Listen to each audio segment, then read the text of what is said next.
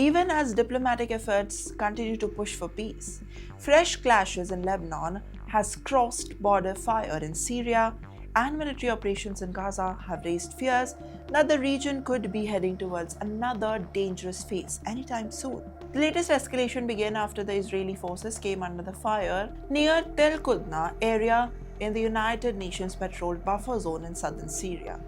The Israel Defense Forces, what we know as IDF, said no soldiers were injured. In the response, Israeli troops fired the mortar rounds and carried out airstrikes targeting the area where the attack was believed to be originated. Now, the incident came just one day after Israeli troops reported killing and suspected armed operatives near the Syrian border. Israel says that its military presence inside the parts of southern Syria are aimed to preventing Iranian-backed groups to establish their positions close to its border, while Syria and its ally, however, continue to describe the deployment as an occupation. At the same time, fighting has intensified in southern Lebanon.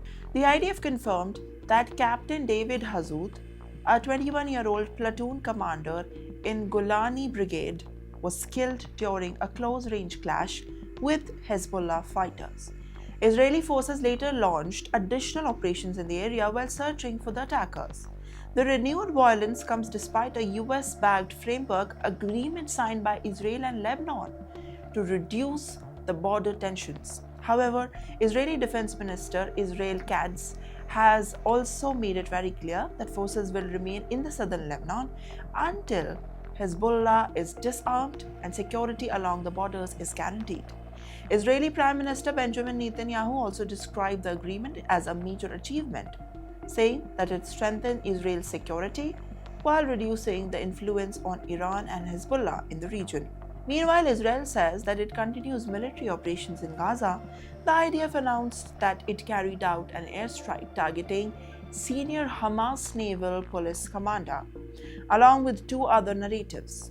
Yes, claiming that the positions was to threat Israeli forces. The agreement also carried out the protest in Lebanon. Supporters of Hezbollah took to the streets in Beirut, blocked the roads, and marched against the New Deal.